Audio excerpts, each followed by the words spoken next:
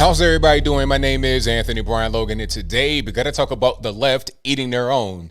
This has become kind of common after Biden's got into office because now Trump's not there to attack. I mean, they still try to attack Trump, but he's not right there in the White House to attack every day. So the left got to have somebody, some boogeyman, some bad actor to attack. So now they're attacking themselves. All right. Now, this particular case involves a young lady that was at the inauguration. Remember, the slam poet? This is her right here on the screen, Amanda Gorman. Young lady did her poetry. She's also an author, has some books out there, or at least one book out there, and she's rising through the ranks, right? Her poetry is kind of like woke, pro-black, blackity black, back to Africa. So the left love her. She's a darling. She's really rising up. She's taking the place of the Ta-Nehisi Coates, that type of, she's like in that type of world from what I've been able to see, what I've been able to read. Now, some of her work is going to be translated into Dutch. Now, she picked somebody to do it, but apparently that person was not the correct person, and there's controversy over that. Now, let's get into the article because I got to read this so we can see exactly what's going on, just so we're on the same page with each other. And so you're able to really grasp the situation. You see the headline right here, and you see the translator right there. Amanda Gorman's Dutch translator pulls out amid uproar that she's not black. So Amanda Gorman picked her to translate the works into Dutch, but since there was controversy, she quit and said, you know what, I don't want a job no more. Pick somebody else. All right. Let me zoom in a little bit here so you can see what's going on.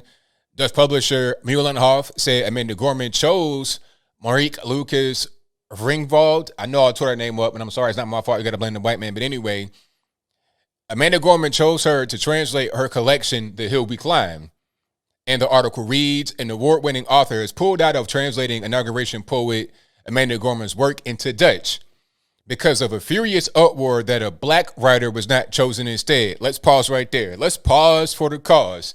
Now, if I am going to have my work translated into Dutch, maybe I'll get a Dutch person to do it. And maybe, just maybe, they're going to be a white person. I mean, after all, Netherlands is 80% ethnic Dutch, or what's a Frisian, Flemish, whatever it is. It's 80% people that are native to that particular place in Europe. All right. That's where the white man comes from, Europe, right? It'd be the same thing if I had my work translated into Yoruba or Igbo. It'd be a guy that looks just like me named Patience Oyelowo, right? That's what it would be. It would not be Farmer Jack or the Brawny Man. It wouldn't be that because we're in Africa. You're talking about Africans, they're black. Same thing with Europe, Europeans. Ethnic native Europeans are white. That's just a fact. So it made sense for her to pick a person that's Dutch to translate this Dutch stuff, okay? Or at least it makes sense for a white person because chances are you're going to have a white person in a place that's 80% ethnic Dutch that only has about a 3% black population. But let's keep on going. Gorman, 22, personally chose Marieke Lucas Ringwald, the youngest winner of the International Booker Prize, to translate her collection, The Hill We Climb, according to our Dutch publisher, Meulenhof. Now, this is not just any old white person in Netherlands. You're talking about an award-winning person, a young woman. What's the problem? We're talking about translating. We ain't talking about some kind of by proxy poet or nothing like that. This is just a translator. You have a job to translate my work. I'm the star here. I'm the black woman artist, that and the third. Translate my work for me. Cool.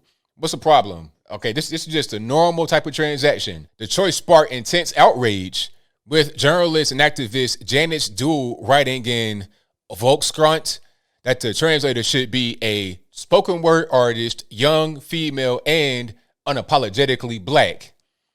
All right, like I said, this is the Netherlands. This ain't the United States. We're not in Georgia. We're not in Atlanta or something like that. This ain't Chocolate City. 3% black population in the entirety of the 17.9 million population of Netherlands. How are we really just going to find that? That's like needle in a haystack. You'd be able to find who she found better. somebody that's qualified, already an award winner.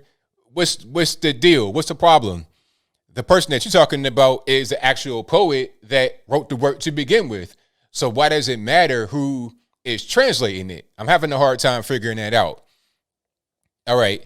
Now, the person, the activist duo called Ringwald 29, an incomprehensible choice whose hiring was a missed opportunity. Quote, they are white, non-binary, have no experience in this field, but according to Muhlenhoff, are still the dream translator, duo wrote using Ringwald's preferred pronouns. Okay, so this is somebody that's also non-binary. So they fit all the criteria, right? You got the woman, this is LGBT, right? If I'm not mistaken, non-binary, that's what that means. But having no experience in the field, didn't they win this prize? What's this? The youngest winner of the International Booker Prize?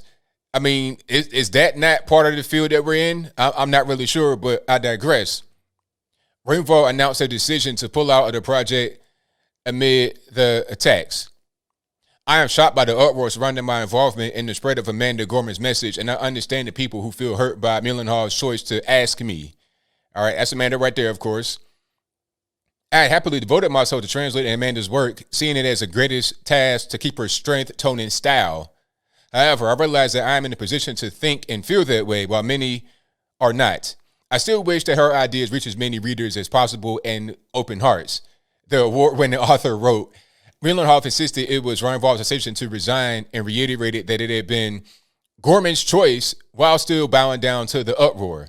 So again, a black woman said, hey, I want you, Miss Award-winning Dutch woman, to translate my work for me. Thank you. I appreciate it. It'd be great. So they agreed on that. It wasn't just a person that was assigned by the publisher. Amanda Gorman picked this person. So now you got somebody else on the outside saying, nah, you can't do that because it's not woke enough. How are you going to tell Amanda Gorman? Again, the left eating each other because Amanda Gorman's a leftist, big time stone cold stomp down leftist. So is the translator and so is his activist. But all of a sudden, that's, you're not left enough.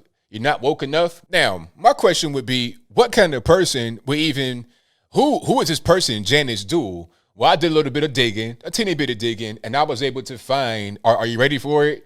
You're going to be totally surprised. Boom. This is Miss Janice Duell right there. That is her. All right. Matter of fact, let me get a better picture so you can see exactly who we're dealing with. All right. That's them right there. Now, let me just get my video out the way. Okay. Now, I was going to say big chin alert, big jaw alert, but I think they are who they say they are. I think they are a biological woman or woman mixing, whatever they want to say. That's what I think. Could I be wrong? Of course. I don't know everything. I'm not a sage over here. I'm not a rocket scientist, but okay, I think there might be an actual woman. Now, here's my thing. This is a person that identifies as, I guess, Dutch. They speak Dutch right here. All right. Matter of fact, I think there's some more pictures here that have Dutch tags. So you see some of the Dutch stuff right there. All right. So she speaks Dutch and obviously pretty good English because the other one, this caption right here is written in pretty good English. So maybe they want to take that job for themselves, huh? Maybe they want to get that. But then again, I'm thinking, well, maybe not because they look a little bit old. Old as in not young like she was saying. They got to be young and unapologetically black. But she ticks all the other marks. Okay, you woke and unapologetically black and you can speak English and Dutch. Okay. Maybe it's not you. Maybe one of these people that are right here on this list. All right. So maybe some of these people. All right. I'm seeing this right here is all in Dutch. And the tag right here is in Dutch. This is on the Instagram page as well. And I'm seeing some woke faces that could be. All right. Right. The young person right there. I don't want to say the young pronouns. So maybe some of these people right here should get the job rather than the white lady that had it at first. So maybe she's lobbying for some of her friends. All right. So let me get this straight. You put out kind of a little soft hit piece against a black woman, a woke black woman, to take the job from a white woman that you think she shouldn't have to give it to one of your friends. What part of the game is that? You're going to attack somebody, one of your contemporaries, just to get some money, just to get a job, just to get some recognition and attention? That's pretty cutthroat, but I guess that's the new wave now. I guess we're doing that right now, right? We're attacking others that got our same interests because we want some attention, some money. But this is what the left does. When there's no one left to attack, they attack one another. The left eats itself. You got two black woke women, mixing, WOMXN, whatever they want to call themselves, whatever their pronouns are, Zer, Zemzir, whatever. Okay, that's fine. Whatever they want to call themselves, they're kind of in the same boat. But then when money gets involved, fame gets involved, attention gets involved, trying to out-woke each other gets involved, and then also maybe just the boredom of not having a conservative person to attack, they attack one another. The left are never satisfied. The so-called progressive, they're going to keep on progressing until there's no progression left. Okay? It's like eating all the food in the world till you just throw up, vomit, pass out, can't do no more. This is what they do. It's like leaving a hamster in the cage with all the food that they could ever eat. And you come back and you're surprised, hey, where's all the food at? They kept progressing until they ate all the food. They didn't save anything. They didn't practice any kind of tact. There was no restraint. It's like a locomotive out of control, a runaway truck with no runaway truck ramp. That's pretty much what these individuals on the left are. But as I close, I want to say this. Are you surprised at this? Are you really surprised? And if you're on the left and you believe you're safe, you believe you're woke enough, you believe you're blackity black, back to Africa, all this, that, and the third, there's always somebody who's more blackity black, back to Africa. There's always somebody else with a bigger platform, bigger voice than you that will come after you when they feel like you are not good enough, when they feel like you're in the way. Andrew Cuomo's feeling that right now. I'm not trying to defend this man, but the left are throwing them under the bus.